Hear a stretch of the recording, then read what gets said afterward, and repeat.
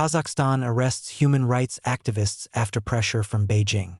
Washington, human rights advocates on January 15 accused Kazakhstan of acting as an extension of Beijing's security apparatus, after authorities arrested activists who protested the Chinese Communist Party's mass internment camps in China's Xinjiang region. The issue drew sharp criticism at a China Aid press conference at the National Press Club in Washington on Thursday, featuring human rights advocates, religious freedom groups, and former detainees from China's camps. 19 people now face prison sentences of up to 10 years, according to Sariksan Bilash, founder of Atagert Kazakh Human Rights, a group that documents abuses against ethnic Kazakhs and Uyghurs in China. He said those detained include a pregnant woman and a father of 7 children. All except one of those arrested are members of his group. The arrests followed a November protest in Almaty, Kazakhstan, in which demonstrators burned a Chinese flag and images of Chinese leader Xi Jinping to oppose Beijing's policies in Xinjiang and Kazakhstan's visa-free arrangements with China. Kazakh authorities initially treated the matter as an administrative offense, handing down fines and 15-day detentions. Under Beijing's pressure, the case escalated into a criminal prosecution, Bilash said. The Chinese consulate in Almaty sent 2 letters on November 14 to Kazakhstan's Ministry of Foreign Affairs, in which it requested a meeting with ministry representatives and said the case had an extremely negative impact on the 2 countries' friendship. The Epoch Times viewed translated copies of the letters.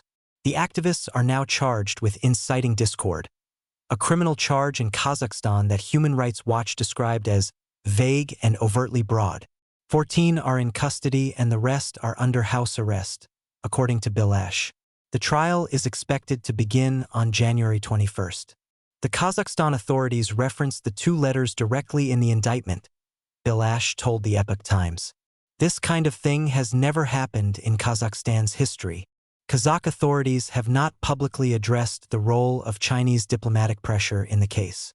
Bilash said the detainees have been scattered across multiple prisons, some hundreds of miles apart, making visits difficult. Only lawyers are allowed to see them, he said. In one case, a detained man reported being held in a facility without heating despite winter temperatures that dipped below 0 degrees Fahrenheit, forcing him to sleep fully clothed in boots, said Bilash. Bilash, who was arrested in Kazakhstan over his activism in 2019, expressed fear that detainees could be harmed in custody. He cited the 2020 death of a supporter who had attended his court hearings wearing a T-shirt bearing his name. That man, Dulat Agadil, later died in prison with wounds on his body, Bilash said. Months later, the supporter's eldest son was fatally stabbed. We want the world to know that these people will not commit suicide, and they do not have heart disease, he said of the detained activists. Transnational repression. At Thursday's press conference, advocates called for the release of the 19 activists and urged governments to counter the CCP's transnational repression.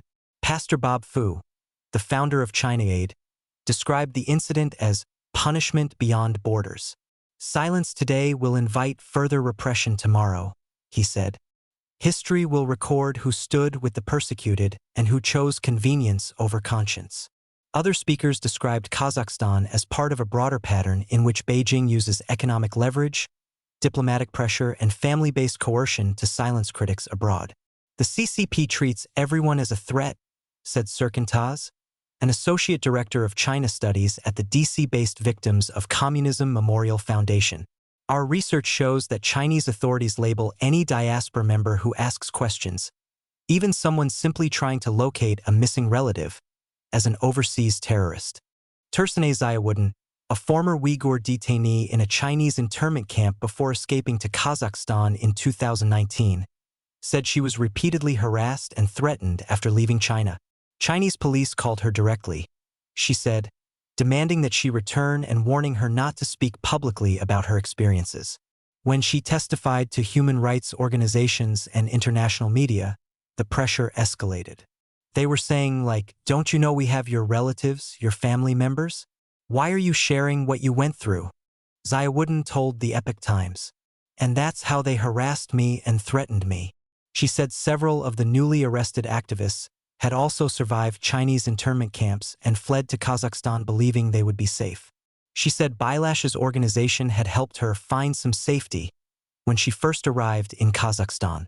It's very sad to know they are being detained even though outside of China, she said. Experts say the cases highlight a long-standing gap in protections against transnational repression, particularly in countries economically dependent on China.